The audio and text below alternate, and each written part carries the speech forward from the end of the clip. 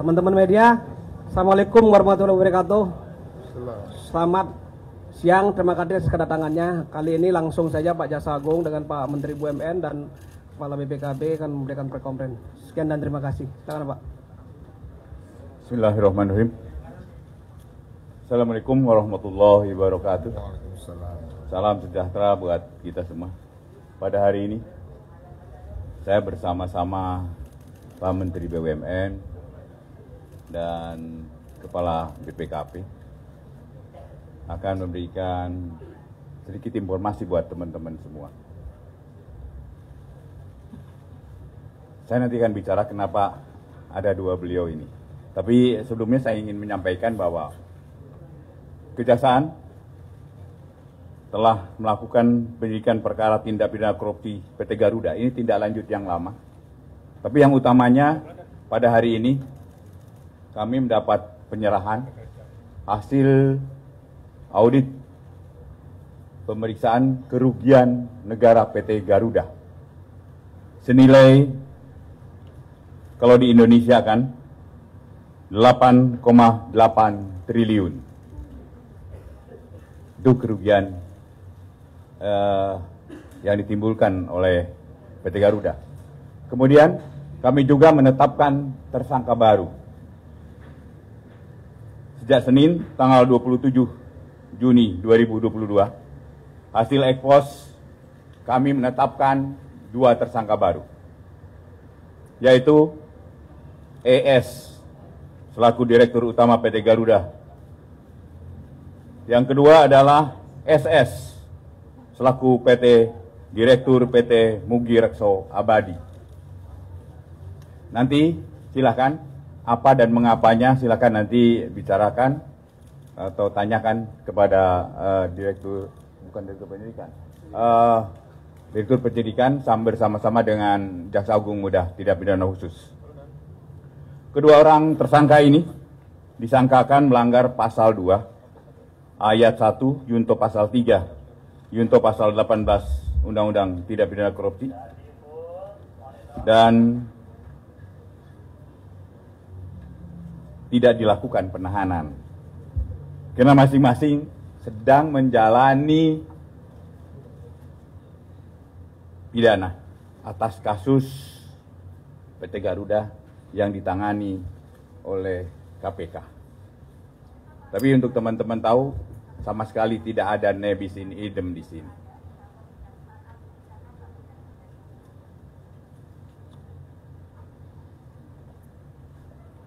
Kemudian, selain upaya yang dilakukan atas tindakan represif kami, melakukan penyidikan atas tindak pidana korupsi PT Garuda, kami juga bersama-sama dengan Kementerian BUMN melakukan restrukturisasi dan penyehatan keuangan PT Garuda. Nanti teman-teman bisa ditanyakan kepada Pak Menteri BUMN. Kemudian yang kedua, Kejaksaan juga melakukan penyelidikan perkara tindak pidana korupsi dugaan penyalahgunaan impor garam industri di Kementerian Perdagangan tahun 2018. Pada tahun 2018, Kementerian Perdagangan menerbitkan persetujuan impor garam industri pada PT MTS, pada PT SM, dan pada PT UI, tanpa melakukan verifikasi, sehingga menyebabkan kelebihan impor garam industri. Dan yang lebih menyedihkan lagi, garam ini yang tadinya khusus diperuntukkan untuk industri, dia dicetak dan menggunakan SNI, artinya lagi yang seharusnya UMKM yang mendapat rezeki di situ dari garam industri dalam negeri. Ini mereka garam ekspor dijadikan sebagai industri Indonesia, yang akhirnya yang dirugikan adalah para UMKM. Ini ada sangat-sangat menyedihkan. Akibat perbuatan tersebut telah menimbulkan kerugian keuangan atau perekonomian negara. Kami sesuai dengan undang-undang bukan hanya atas kerugian negara, tapi perekonomian negara. Di mana garam dalam negeri tidak mampu bersaing dengan harga barang impor. Dan pada hari Senin tanggal 27 Juni 2022, tim penyidik melakukan gelar perkara dan berkesimpulan untuk meningkatkan perkara tersebut ke tahap penyidikan. Dan juga, sebenarnya nanti dengan ada Pak Menteri, ini juga mempengaruhi usaha PN Garam milik BUMN, di mana tidak sanggup bersaing dengan harga murah yang ditimbulkannya. Dan untuk itu kenapa saya meminta Pak Menteri datang di sini. Kemudian yang ketiga,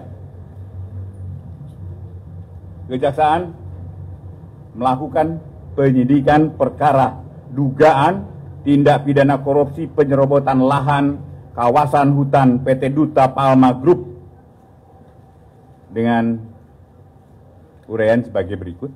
Uraian singkatnya, yaitu PT Duta Palma melakukan pengelolaan lahan seluas 37.095 hektar secara tanpa hak melawan hukum yang mengakibatkan kerugian keuangan negara perekonomian negara.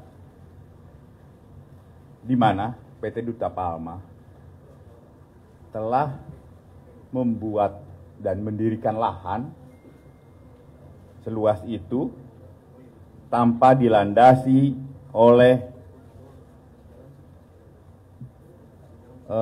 hak yang melekat atas perusahaan itu. Jadi dia ada lahan, tapi lahannya tanpa ada surat apa-apa. Kemudian pemiliknya adalah, atau sebutkan adalah PT dulu, ya, PT Duta Palma ini, pemiliknya dalam posisi DPO oleh KPK. Nah, selama dia melakukan perbuatan itu, bahkan selama DPO, perusahaan ini menggunakan profesional, tetapi keuangannya langsung dikirim ke berada di mana orang DPO itu berada.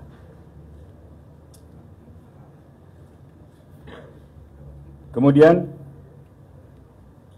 kira-kira 2 minggu yang lalu, kami tim penyidik dari Kejaksaan Agung telah melakukan penyitaan atas lahan tersebut. Dan penyitaan itu kami titipkan ke PTP. PTPN ya. Ke PTPN 5. Ini di daerah Riau.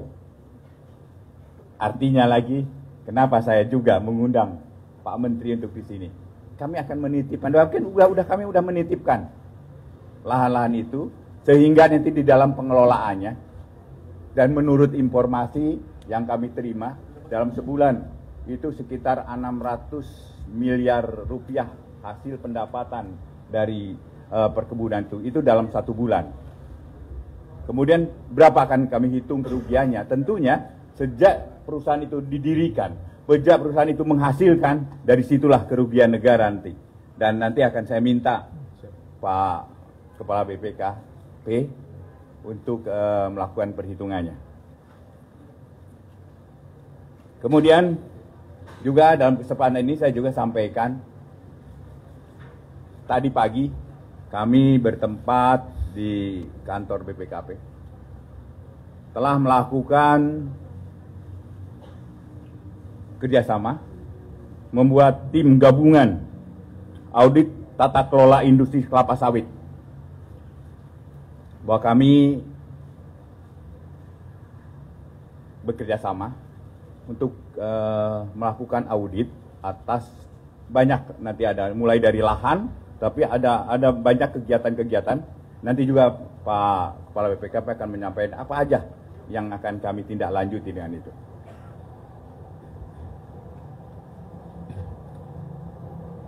Kemudian yang utamanya lagi sebenarnya dengan Kepala BPKP, kami akan selalu meminta bantuan untuk pelaksanaan audit-audit.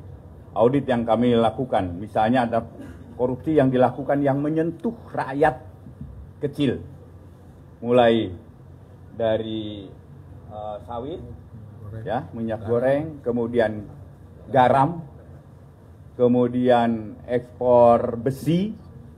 Nah, ekspor besi juga, ya, ekspor besi juga kami selalu kan koordinasi dengan Pak Menteri BUMN. Kenapa? Sekarang KS udah setengah mati, tidak bisa bersaing dengan harga besi yang ada. Karena harga besi yang masuk, udah perkaranya sudah dalam tahap penyidikan, ya. Penyidikan itu kita tidak bisa, PT KS tidak bisa melakukan persaingan harga dengan barang-barang ekspor yang melimpah tanpa ada didukung oleh surat-surat yang benar.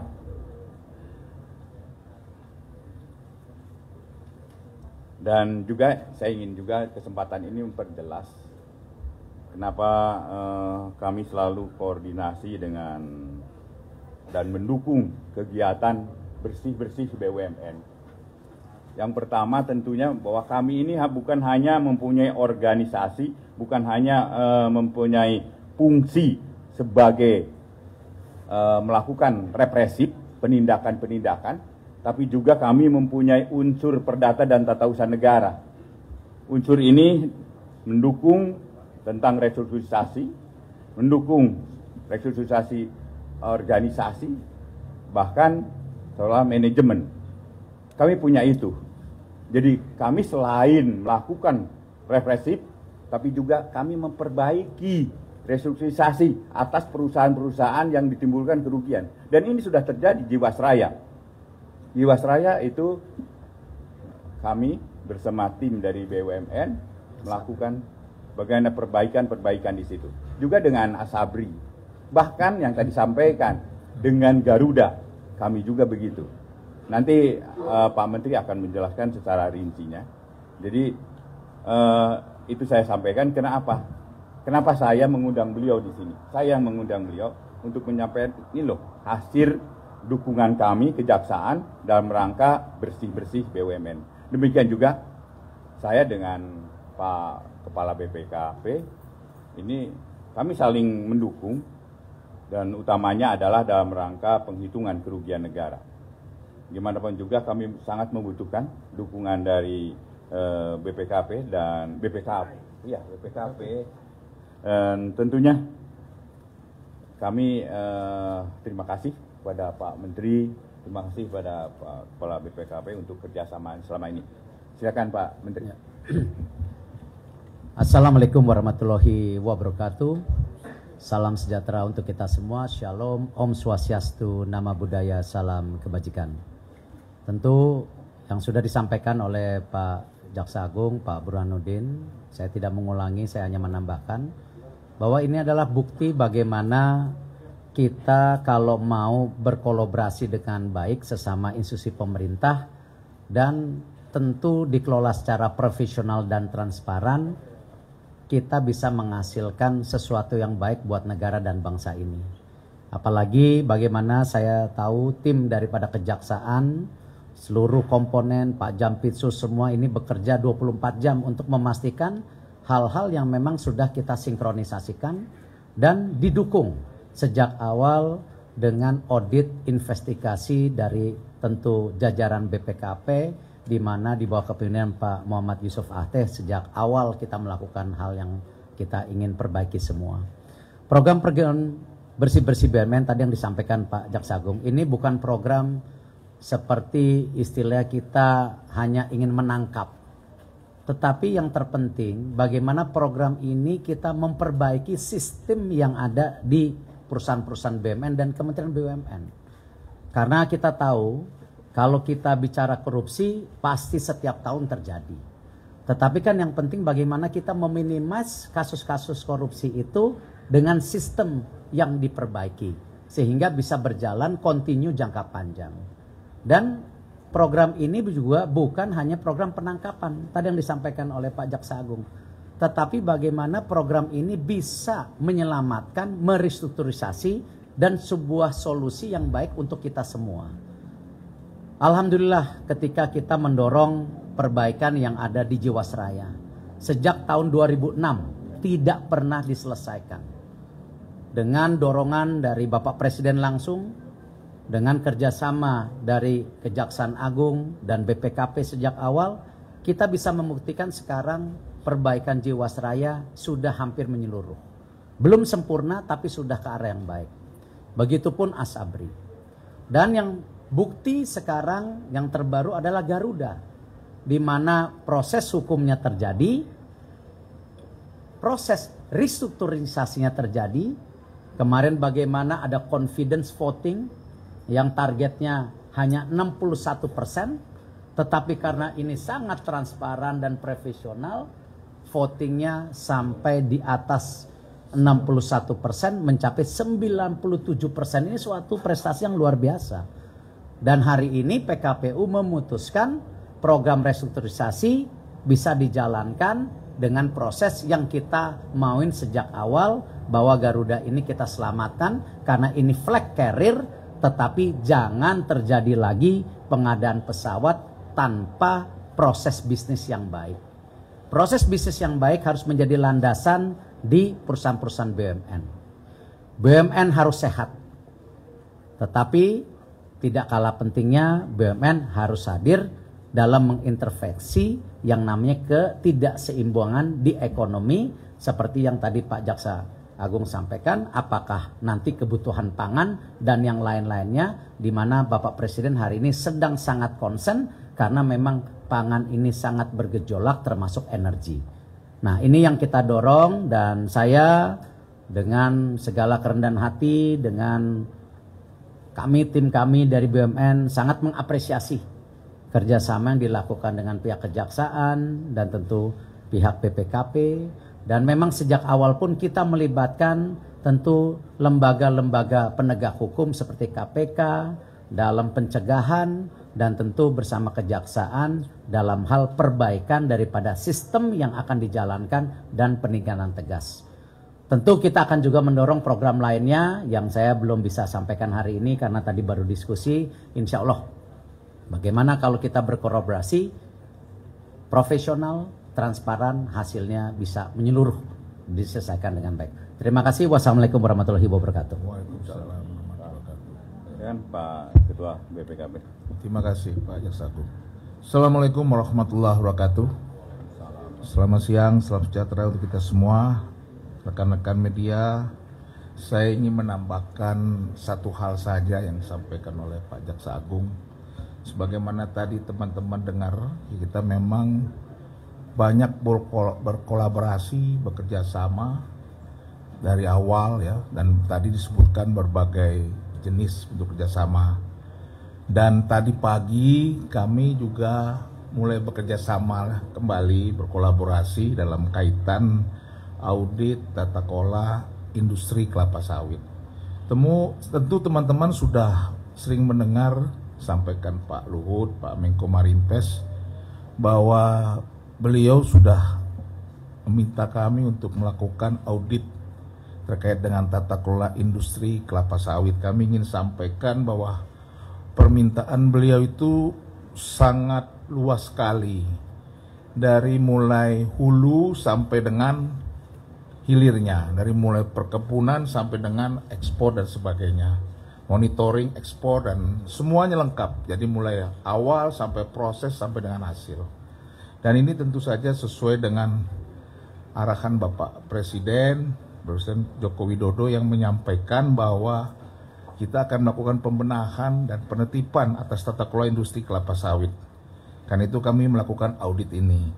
Counterpartnya banyak, ya, banyak sekali kementerian lembaga, termasuk Menteri Keuangan, Bea Cukai, Pajak dan sebagainya, dan semua kementerian lembaga yang terkait dengan permasalahan industri tata kelola sawit tersebut.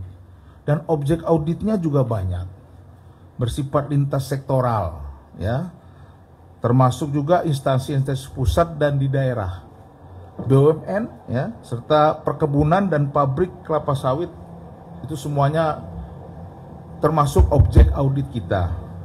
Nah, karena itu audit ini kita lakukan baik dari tim auditor di pusat, di BPKP pusat maupun di 29 perwakilan BPKP. Jadi range-nya luas sekali. Dan salah satu audit ini, ya, kita berkolaborasi tentu saja dengan Kejaksaan Agung, yang tadi teman-teman juga sudah mendapat penjelasan dari Pak Jaksa Agung bahwa Jaksa Agung sedang melakukan penyelidikan dan juga penyidikan masalah kelapa sawit. Kolaborasi ini didasarkan atas pertimbangan utama efisiensi, ya, audit dan penyidikan, sehingga nanti pihak-pihak yang dipanggil, yang dimintai keterangan atau datanya itu tidak perlu bolak-balik ke kejaksaan atau di BPKP. Nanti ada tim gabungannya. Dan kolaborasi ini tentu saja diharapkan kita akan bisa bekerja secara komprehensif, ya. Yang tujuan utamanya ini yang harus diingatkan adalah dalam rangka pembenahan dan penertiban tata kelola industri kelapa sawit di tanah air ini akan bisa memberi nilai tambah yang optimal bagi perekonomian negara, bagi keuangan negara, dan juga kesejahteraan masyarakat. Karena itu tadi disampaikan oleh Pak Jaksa Agung, pagi ini kami wujudkan kolaborasi ini dalam bentuk tim gabungan audit tata kelola industri kelapa sawit, yang sebenarnya adalah salah satu implementasi MOU kita. Kita ada MOU, sehingga tadi Bapak teman-teman semua dengar banyak sekali yang kita kolaborasikan di dalam berbagai kegiatan dalam restrukturisasi, audit perhitungan kerugian negara dan sebagainya, termasuk juga tukar-menukar data informasi yang kami perlukan masing-masing. Demikian teman saya Pak Jaksa Agung, terima kasih teman-teman. Assalamualaikum warahmatullahi wabarakatuh. Demikian rekan-rekan, apakah ada yang mengajukan pertanyaan? Ini dulu ya. Selamat siang Pak Menteri. Sebelumnya saya mau ngucapin selamat dulu karena PKPU Garuda berakhir damai ya Pak. Saya ada 3 pertanyaan. Yang pertama, bagaimana tanggapan Bapak soal PKPU Garuda yang berujung damai ini Pak? Setelah Garuda damai, next-nya apa ya Pak? Terus yang kedua, bagaimana dengan kreditur besar yang belum setuju utangnya diverifikasi Pak? Salah satunya itu katanya Boeing ya Pak. Selain Boeing tuh ada siapa lagi Pak? Lalu yang terakhir, siapa investor luar negeri yang suntik dana ke Garuda Pak? Apakah Hairul Tanjung bakal suntik modal lagi Pak? Terima kasih Pak. Wah, cocok. Cukup lengkap, Ya. silakan Pak. Ini tadi yang disampaikan oleh Pak Jaksa Agung dan Pak Ate, dan saya sampaikan bahwa penyelesaian ini konkret, tidak setengah-setengah. Karena dalam melakukan perbaikan sebuah perusahaan, apalagi BUMN yang harus sehat, dan juga bagian kita mengintervensi market seperti harga tiket yang lagi mahal hari ini, kan ini menjadi penyeimbang. Nah, karena itu tentu hasil PKPU ini adalah hasil yang luar biasa maksimal. Karena tadi voternya targetnya 61, kita naikkan 70, ujungnya 97%. Nah, ini menjadi kekuatan hukum yang mengikat. Itu yang disampaikan Pak Jaksa Agung dan kepada Pak Ateh tadi sampaikan sebagai BP, mengikat. Jadi kalau kita melakukan penyelamatan, ada landasan hukumnya, bukan tebak-tebakan. Nah, ini udah ada landasan hukumnya. Nah, yang kedua, kalau sampai ada pihak-pihak yang tidak ikut, ya biasa. Di Jiwasraya pun ada 2% kalau tidak salah yang tidak ikut. Kalau ini 3%. Nah, tentu resikonya berbeda dengan yang mengikut. Kenapa? Kalau yang mengikut itu sudah direstrukturisasi 20 tahun dan jelas pembayarannya. Nah, kalau yang tidak ikut, ya mungkin akan tertinggal. Dan bukan mungkin kita mengambil posisi tadi tidak membayar. Bukan menipu, karena kan dalam kasus pesawat Garuda ini ada leasing-leasing yang terlalu mahal. Di mana rata-rata dunia itu 5%, 4,7%, kita itu sampai hampir 25%. Jadi ada indikasi-indikasi yang tidak sehat. Karena itu ada proses yang namanya penindakan secara tegas. Nah, untuk kedepannya terlalu cepat. Ya, bahwa nomor 1, pemerintah hadir dulu sekarang. Pemerintah membuktikan bahwa ini flag carrier pemerintah dengan konsep penyelamatan sebagai payung hukum akan menyuntik 7,5 triliun. Itu dulu yang kita lakukan. Nah, setelah itu baru kita lihat apa perbaikan yang kita lakukan ke depan. Yang pasti Garuda ke depan akan fokus kepada domestik, bukan internasional. Yang dulu 70% internasional semuanya rugi, ya ngapain kita bisnis gaya-gayaan? Lebih baik kita memperbaiki domestik kita yang sangat besar marketnya, tetapi luar negerinya sedikit saja. Itu pun umroh, haji, dan kargo. Yang lainnya lebih kepada domestik. Nah, jadi untuk masalah kedepannya masih terlalu dini, kita fokus yang hari ini dulu. Terima kasih. Terima kasih. Tadi Sebentar. Ini dulu ini. Ya, terima kasih. Izin Pak Ate, saya Edo dari iNews. Ya, Dok. Pak, itu 8,8 triliun itu korupsi untuk pengadaan pesawatnya aja, ataukah ada indikasi korupsi lain di internal Garuda? Itu yang pertama. Yang kedua buat Pak Erik, kalau bisa tahu Pak, ini kan yang dua saksi baru ini kan direktur utama sama direksinya. Ini di masa manajemennya siapa? Apakah manajemen saat ini atau seperti apa Pak? Izin diperjelasin lagi. Ya. Terus lagi Pak Erik, mungkin ada pembidikan selain di Garuda, mungkin di BUMN Karya atau BUMN yang lain, ada nggak Pak? Terima kasih.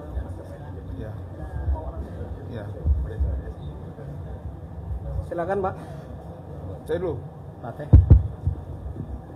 Mas Edo, ini saya sampaikan perhitungan kami bahwa kasusnya ini ada audit perhitungan kerugian negara ini dalam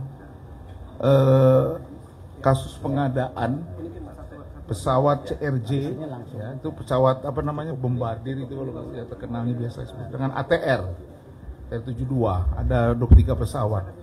Ini pengadaannya yang nilainya terlalu tinggi, sehingga pada saat pengoperasiannya itu nilai biaya operasionalnya itu lebih tinggi daripada pendapatannya. Ini yang kami hitung dari mulai tahun 2011 sampai dengan 2021. Itu aja yang bisa kami sampaikan pada pertanyaan ini. Ya. Oke, satu kesempatan lagi untuk Metro. Habis ini secara teknis nanti kita sama Pak Jambisus secara teknis. Silakan. Pak Jaksa Agung, izin mau nanya Pak terkait dengan ES dan juga SS tadi Pak, itu kan keduanya sudah ditahan. Nah nanti untuk proses hukumnya itu akan seperti apa? Terus yang kedua boleh dijelaskan lagi Pak terkait dengan peran dari ES dan juga SS ini, karena kasus ini sebelumnya juga pernah disebutkan di persidangan keduanya Pak. Boleh disampaikan lebih detail Pak, terima kasih. Jadi untuk kasus ES ini tentunya adalah dalam rangkap zaman direksi dia, ya. Ini kan terjadinya pada waktu itu, ini pertanggungan jawab atas pelaksanaan kerja selama dia menjabat sebagai direktur. Karena yang di KPK adalah sebatas mengenai suap. Itu. Ini mulai dari pengadaannya dan tentunya tentang kontrak-kontrak yang ada. Itu yang minta pertanggungan jawab. Yang pasti bukan nebis in idem. Ya, sama. Saya kira itu ya, teman-teman media ya. Sekian dan terima kasih pertemuan kita pada siang hari ini. Nanti akan dilanjutkan secara teknis oleh Pak Jambisus. Terima kasih. Terima kasih.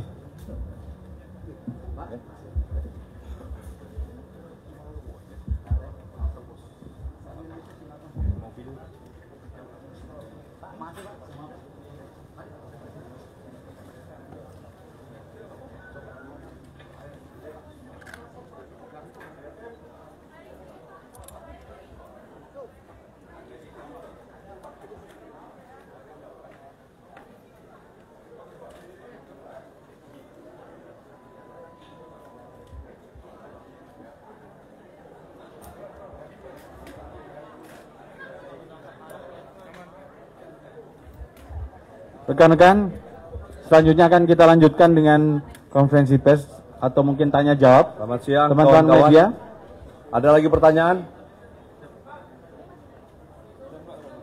Pembahasan tentang nebis in idem itu kan udah lama, tapi baru diumumkan sekarang. Apa yang menjadi pertimbangan hukumnya bagi penyidikan untuk menyatakan bahwasanya ini bukan nebis in idem antara kasus di KPK dengan yang di sini, karena dua ini kan terpidana statusnya.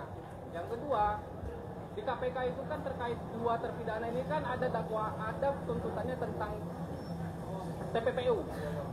Kenapa yang di sini tidak ada TPPU? Terima kasih, Pak. Ya, bisa saya jelaskan ya. Kalau untuk perkara Garuda, ini suapnya ada di KPK, kemudian kita menyidik pasal 2 dan 3. Ada perbuatan melawan hukum yang menimbulkan kerugian keuangan negara. Dan mengenai objek penyidikannya pun, ya, ada perluasan. Kita juga menyangkut pesawat ATR dan bombardir. Nah itu ada beda ya. Sehingga kerugian negara tadi yang disampaikan oleh Kepala BPKP itu menyeluruh objeknya yang disidik oleh rekan-rekan jaksa di sini. Nah itu salah satu pertimbangan kita maju yang seperti ditanya tadi, apakah ini nebis in idem atau tidak ya. Itu ada objek yang berbeda, ada konstruksi perbuatan yang berbeda. Kemudian TPPU ini dalam proses berjalan ya.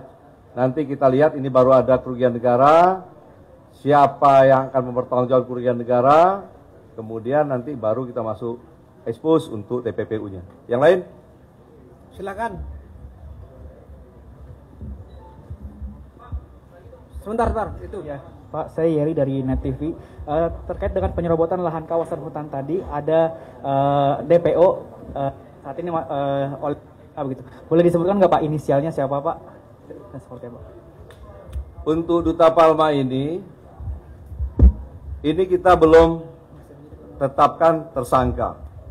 Kita naikkan ke penyidikan karena kita melihat ya, selain alat bukti yang sudah diperoleh oleh penyidik ya, ini juga kita lihat bahwa mengoperasionalkan secara bisnis di lahan tersebut sama sekali tidak ada legalitasnya. Sehingga ini tidak bisa kita diamkan terus-menerus. Kita juga berdasarkan expose ada alat bukti, kita naikkan ke penyidikan. Dan sekarang setelah kita lakukan penyitaan yang tadi disampaikan oleh Pak Jaksa Agung, sementara ini operasional harus tetap berjalan, maka kita kuasakan kepada PTPN 5 untuk mengoperasionalkannya. Nah ini akan terus berproses, nanti kita tunggu saja apa hasil penyidik, siapa yang akan ditetapkan sebagai tersangka. Itu ya. Silakan, cukup? Saya kira cukup ya pada siang hari ini. Sekian dan terima kasih rekan-rekan media. Ya, terima kasih ya. Salam sehat untuk kita semua dan assalamualaikum warahmatullahi wabarakatuh. Santi, Om Swastiastu untuk kita semua.